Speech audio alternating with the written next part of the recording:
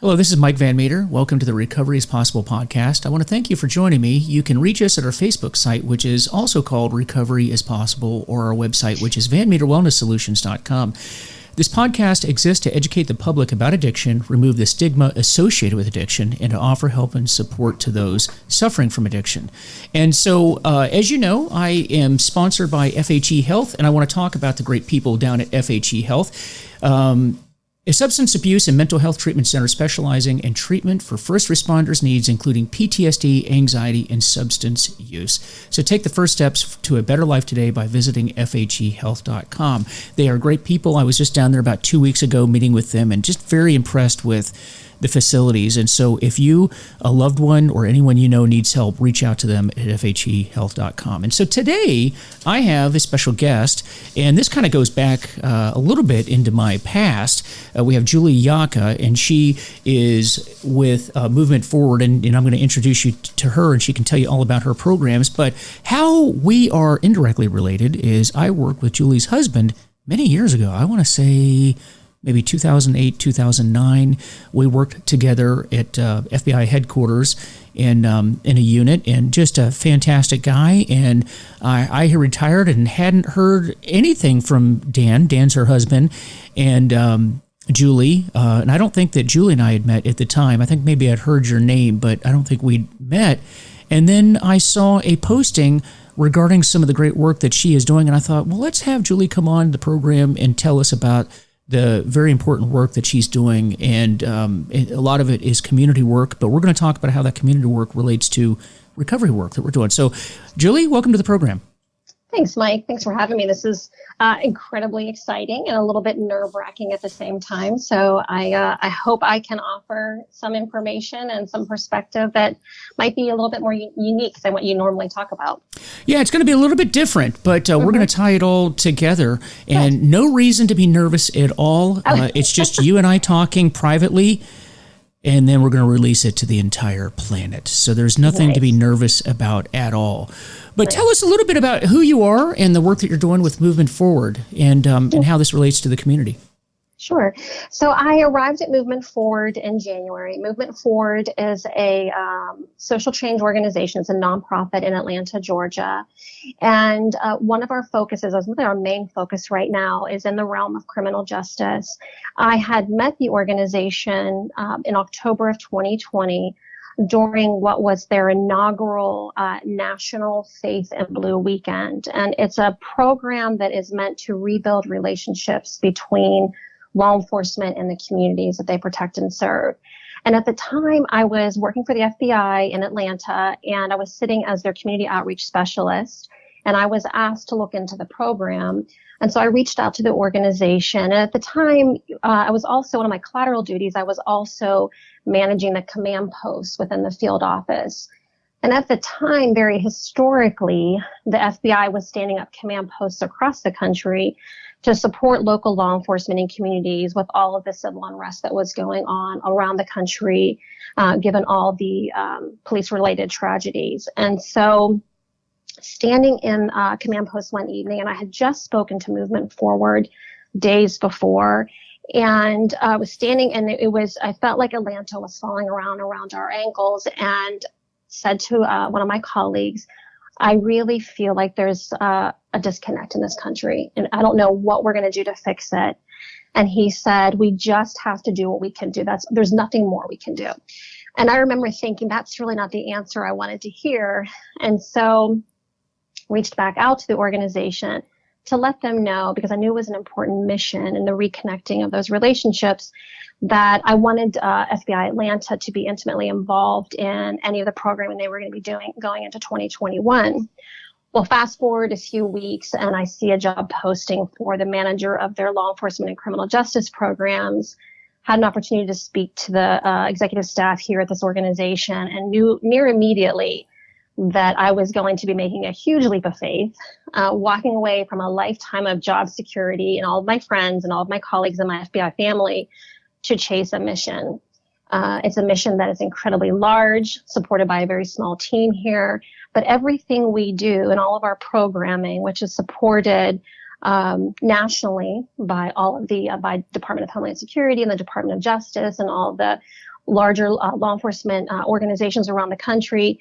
I knew that it was a mission that I was going to need to be a part of. And so I applied and I won the job, and I came in January and immediately hit the ground running and realized it was even bigger than I could ever have imagined, the mission. And so, we see divide across the country as it relates to law enforcement and communities. And our mission solely is to find ways to rebuild the bridges and to reconnect the communities. And really, it's more than anything a movement of reconciliation and recovery across the country. Well, I love that, the term reconciliation and recovery. And that's so multifaceted in what you're talking about. And there really is a divide in this country, and it affects every aspect of the country. Not just, obviously, allegations of police brutality or race relations and things like that. But my experience with this type of work, and I've noticed it, and I've been doing recovery work for just under a decade now, but what I've noticed is that more and more in the recovery world, the world in which I live, there is that divide as well. So, for example, obviously I have a law enforcement military background. When I'm working with people in the community, I have to be very careful about what I disclose to them, like when I'm in a meeting. Like if I'm in a 12-step meeting, I'm very, very reluctant to give any information about myself because that will obviously close doors. And I think that it's always kind of been there since I've been in recovery, but the last year or so, it has really spiked. I mean, I cannot let anyone know what my background is because it just closes those doors. And when I'm meeting with you, you really need the help. I mean, there's a reason why I'm talking to you at a 12-step meeting, or if I'm talking to you in a treatment center. You're there because you desperately need help. I'm there because I'm desperately trying to help you. And the problem that I'm having now with a law enforcement background is people aren't able to see past that.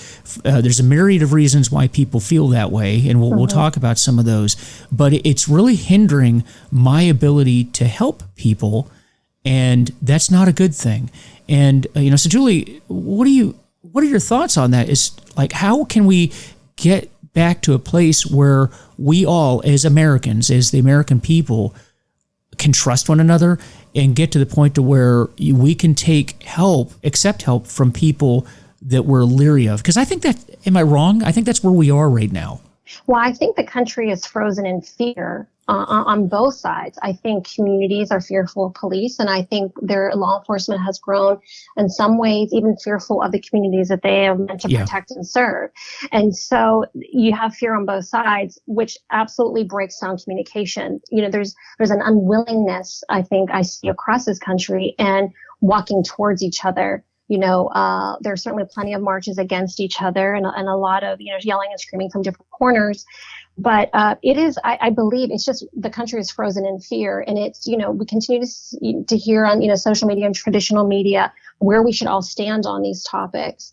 And until we just get to that grassroots level in the local communities and get law enforcement and communities talking again, that is when we'll begin the recovery and the reconciliation across this country. Everything we do here, everything that I'm doing now, I manage the law enforcement program. So I'm communicating daily with law enforcement across the country, chiefs, sheriffs, executive directors of chiefs and sheriffs associations. And they're all very hungry and ready to begin this movement and coming closer to their communities again.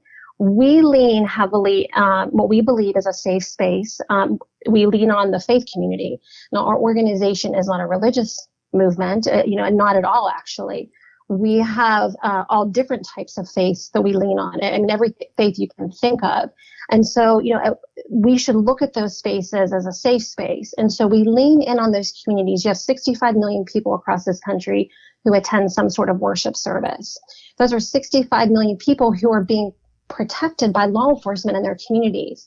And so we're trying to get the message to faith leaders across the country, all the while with the law enforcement leaders to say, work together, talk to the communities together, work in that safe space. There was a time when law enforcement was the safe space. And we don't see that anymore. No. And so to break down the fear, we need to offer safe spaces and begin the dialogue there. And so that is why, we have programs. We have Faith in Blue.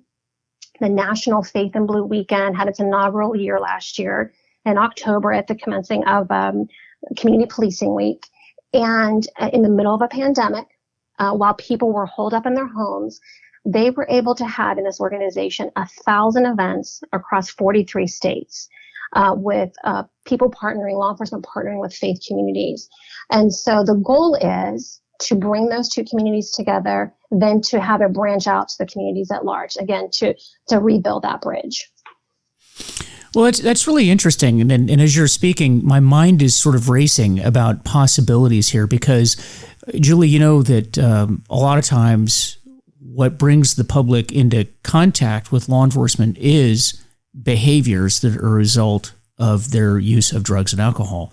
So Right. That's become a real problem. We also know, and it's not talked about in the press. The press is not talking about a lot of stuff that's going on in the country right now, but our suicide rate is much higher than it was a national average on previous years. Depression rates, drug and alcohol overdoses, deaths has skyrocketed over the last year, and this is a real problem. So drugs and alcohol oftentimes leads to interactions with the police, which becomes a very negative connotation from the public, regarding police. And then we have the press kind of fueling the fire and stating, there's all this brutality going on around the country. And that's a whole nother discussion for another day. But the point being is that I think, and I'll get your thoughts on this, that addressing this issue, maybe this drug and alcohol issue, and having police, people like me, people like you coming in and offering the solutions, educating the public on the problem and then offering solutions and working with the public. And that may be a bridge, not the only bridge, obviously, but a bridge towards building that reconciliation with the community to say, hey, we realize that the public, oftentimes your reason for having contact with the police in the first place is this issue over here. So let's talk about this issue and let's talk about programs, and we can be a part of that solution that will help reduce this contact, this negative contact that you have with police, but we are helping you because at the end of the day, when it comes to recovery, when it comes to the work that I do, my job is to help you live a good, healthy, productive, fruitful life.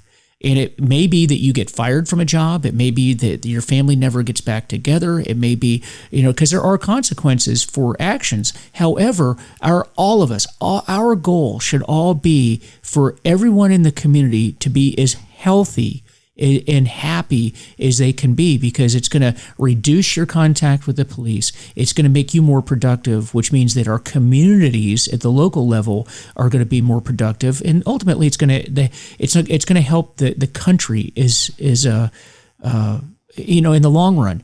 But I think right now people look at the police as being the enemy, where these are programs where the police can come in and be part of the solution and build those bridges. Because I know in the work that I do, people are very, very leery with me a lot of times if they're not I do a lot of work with law enforcement people, but I work with the public. And oftentimes they're very leery until they get to know me. And they get to know me through my recovery work and my sincere desire to help them get well. Did I arrest people in my career? Absolutely. But my goal always was to try to help these people get better from where they were and make sure we didn't have that interaction again. Any thoughts on that and how your organization could be used to implement these sorts of programs in the community? Well, I think one of the things that we really focus on are those non-enforcement types of contact between law enforcement and the communities.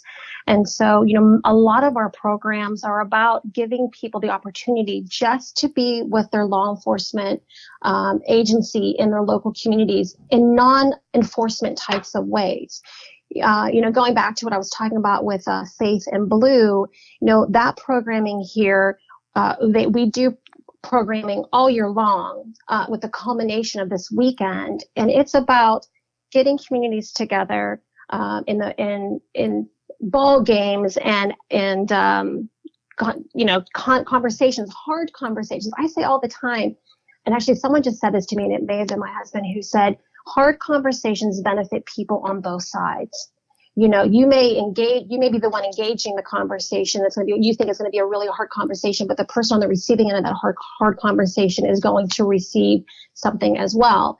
And so, we're talking about trying to bring people together to have these conversations in non-enforcement times.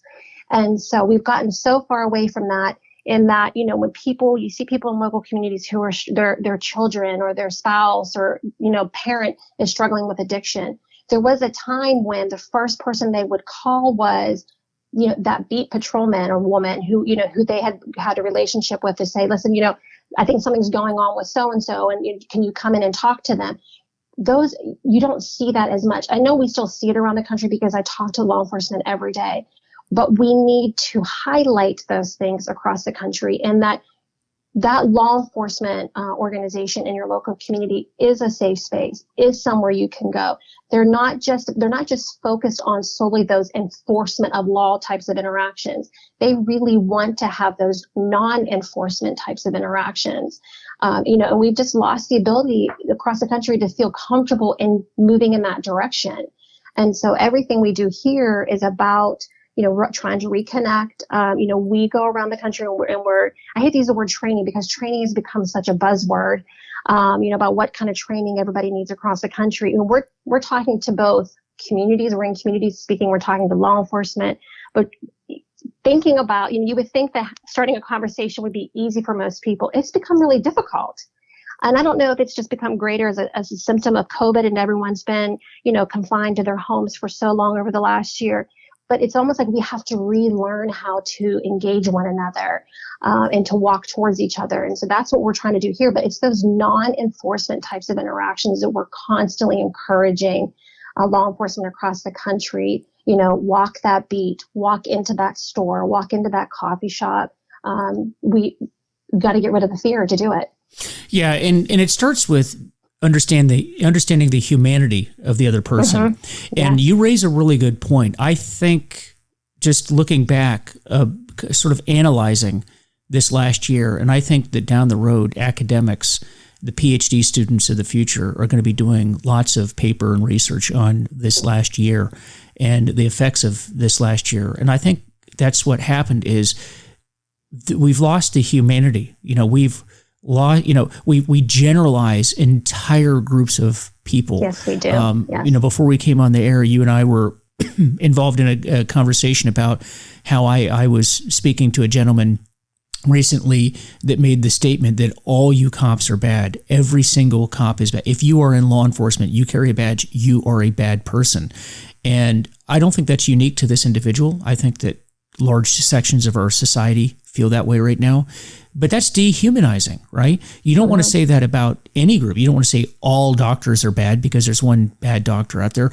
All lawyers are bad.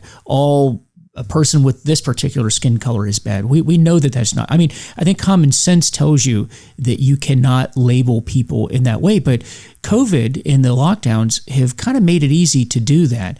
And we've lost that connection. And I think that these programs where you go, those non-enforcement situations that you're talking about, I think are good, because when you are meeting an officer, an agent, like in our case, an FBI agent, and you're meeting them and you're seeing that they are a person, you're seeing that they have interests. They like music. They like to work out. They like to play, football, and you get to see them as human beings. They have families too.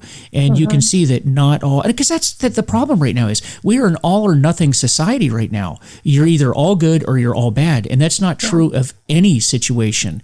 And I think that that's important because for those that listen to this program, and these are people that listen to this program are in recovery or need to be in recovery, or somebody that needs to be in recovery, having those sort of blocks and those roadblocks are very, very dangerous, because I know when you're struggling with addiction, when you're at that point where you finally say, I need to go to treatment, or I need to go to an AA meeting, an NA meeting, or whatever meeting, you could have a process addiction, a sex addiction, a gambling addiction, whatever it is. But when you've gotten to that point, that step one, I'm powerless.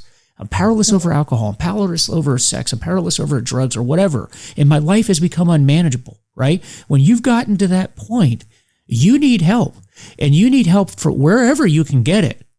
And there are so many people in law enforcement that have this background. You know, take me, for example. I genuinely would drop anything I'm doing to help any human being, and I do not care who you are. And that's the place I'm at in my life. But the problem I'm experiencing right now is the person that needs the help isn't receiving it. So it's almost like, imagine, if you will, Julie, being in the Atlantic and you're drowning. You're out there in the water, and you see a lifeboat come up, and somebody throws you that rescue buoy, and you say, "Oh, I don't like the color of that buoy. I want a different color." Okay, well, you're drowning in the Atlantic. Well, I don't want that buoy. Then the next boat comes up. Well, I don't like you. I actually want, I relate to women. I want a woman to come rescue me. And then a helicopter flies over, and you keep refusing the help because, well, I don't want a helicopter. I want another ship to come along. And we're picking and choosing where we get the help from. And that's how I feel right now in our society, is that there are different avenues to get help from, but we're saying, but we don't like it because it's coming from that person or that organization. And that's a very dangerous place to be. Right. Well, I think it really speaks to how, I always say that the strength of our communities is only built on mutual respect and understanding. And so, the more there can be mutual respect, understanding on both sides, hard conversations need to be had. And by having those hard conversations and rebuilding that respect and understanding of one another, that is how our communities, all communities, get stronger. And that is how we all become safer on both sides. And so, it's a matter of being willing to take that step towards one another. I imagine just like in recovery, it's taking that first step. And until you take that first step, you're just going to continue to spiral. And that is what's happening in our communities. We see our communities spiraling. We see an entire profession spiraling, mass retirements, people leaving the profession. We need and police. People not going into it even after when they leave. People aren't going. I actually don't know of one young person in my world, not one, that has said, "You know what, I want to go into law enforcement." Well, I've seen it. And you know what? And we even, our daughter, 23, studied psychology and criminal justice in college. She's on to her master's degree. And, she was raised in the law enforcement family. And we are incredibly hesitant to encourage her to go into the profession. And this is a profession that Dan and I strongly, we raised our family in a law enforcement family. It's been your whole life. It's been Dan's whole life. Yeah. Dan spent 30 some years in law enforcement. And so, it's important to us. It's equally important to us that we see, our communities rebuilding, but, equally important to us to see the law enforcement community rebuilding as well. And so, of course, there needs to be change. Of course, there needs to be dialogue. Of course, we need to talk nationally about what is the solution. What we need to stop having nationally is the divisive rhetoric, and the conversations that continue to divide folks. So it's interesting to us to see our children getting ready to make those steps into their adulthood and to say, okay, what's my profession going to be? My preference would be that you wait on this profession. Now, she didn't show a desire to go into the profession. She wants to get into forensic psychology and, so she'll still have her hand in law enforcement in some respect. But, I have fear. I have fear to watch my daughter, put on a uniform and a belt and to go out there. But that is exactly what we need to get away from. I don't want to be fearful for my children to want to go in that profession if that's what they want to do. No, and it's such a shame because I was telling somebody about this yesterday, that for all the folks that are out there, and if you're listening to this podcast and you fit into this category, I want you to listen closely to what I'm saying. If you think that the problems that we are having in law enforcement today are because there are bad apples, there's bad people, and there's lack of leadership. And there are bad apples, and there is a lot of lack of leadership going around. I'm not denying that. But if you think that it's bad now, the way that we are treating this situation and causing officers to leave in the staggering numbers that they are, the only people that you're going to have go into law enforcement are exactly the people that you don't want to go into law enforcement. And then you give them time to get into the leadership positions. And if you think the leadership bad is now, you wait 10 years and you're really not going to like the leadership that's in law enforcement. And that's what I fear for. And I hope that we can rebuild this. And I think part of this, and maybe you'll agree with this, is that my experience with particularly minority groups going around the country is that kids are taught from a very young age to not trust the police and not like the police. And so consequently, a lot of people that are in marginalized and minority groups don't go into law enforcement. And that's exactly the opposite of what you want to have happen. I think one way that we fix this problem is, people that are underrepresented, encourage these kids to go into law enforcement. And, if you don't like the system, then become part of the system and help change the system. And, but I think we're sending the wrong message. We need to get more and more people involved because I know my life experience has been, and I'm sure your has been too. Listen, if you're not part of that conversation, or if you're not part of the organization, then you're never going to change the organization. So if you don't like it, then get in it and help. Be part of the solution. Stop being part of the problem and start being part of the solution. Yeah, I sat yesterday with a number of law enforcement officials from around the greater Atlanta area, and we're working on a few projects together.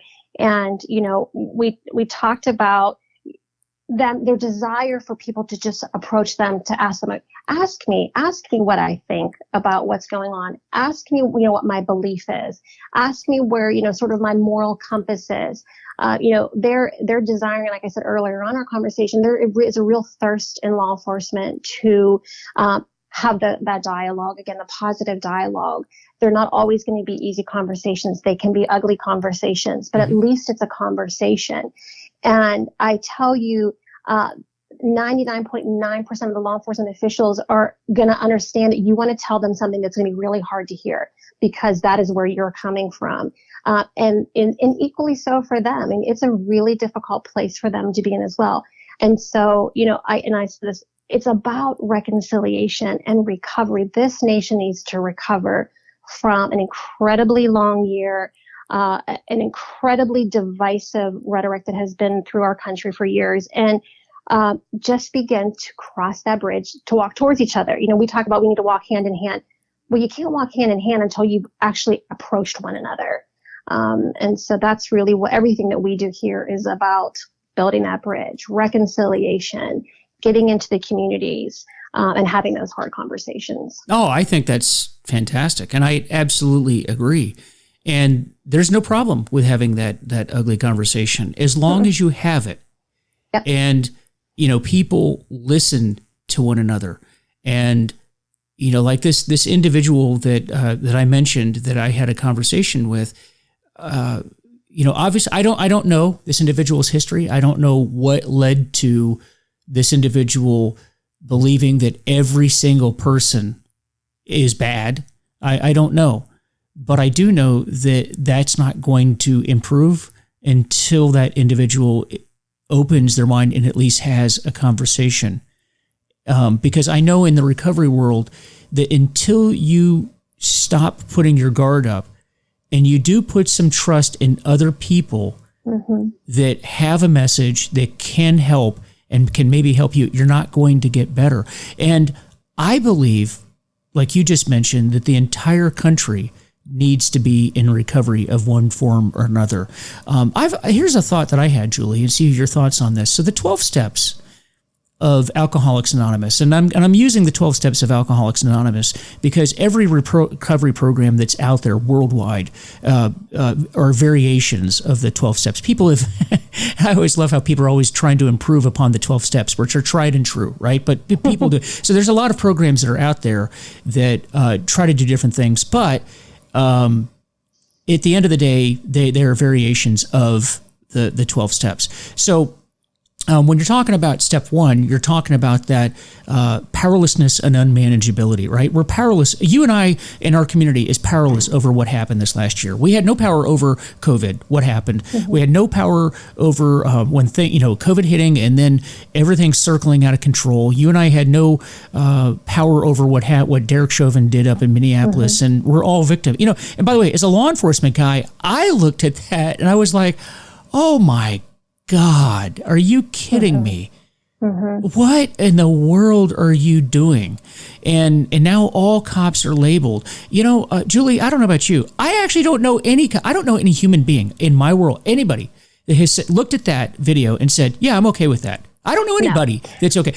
And people forget that cops are the same way. We all look at that and went, dude, what were you thinking when you did that? All right. Mm-hmm. So we're all in agreement, right? But we're powerless over what happened there. And then, of course, the unmanageability. So the second and third steps are we're realizing that there's a power greater than us. I'm not trying to get overly spiritual or religious, but we understand that there's a power of the universe that's greater. That nature, if you will, is greater than us, right? And then 4 and 5, we're going to do an inventory. We're going to do an inventory of our national life. In recovery, it's your life. You're doing an inventory of your life, of all the good, the bad, and you're listing out everything that happened and identifying what your part in that was, right? And then sharing that with somebody else. That's step 5. And identifying those defects that were there, identifying them, and doing a very thorough search of all those issues, and then sharing that. And 6 and 7 is going to be identifying those issues, and then asking to work on removing those defects that we've identified, right? And then when we get into 7 and 8, we're going to be looking at who's been harmed, identifying who did we harm, and then making that reconciliation into step 9. Right? And then 10 is going to be making that daily inventory. That's what you do in recovery, like that daily inventory of, did I harm somebody today, and can I correct that situation? So let's say on the national scene, if somebody has been truly harmed, really correcting that harm immediately, not waiting until tomorrow, but correcting it now.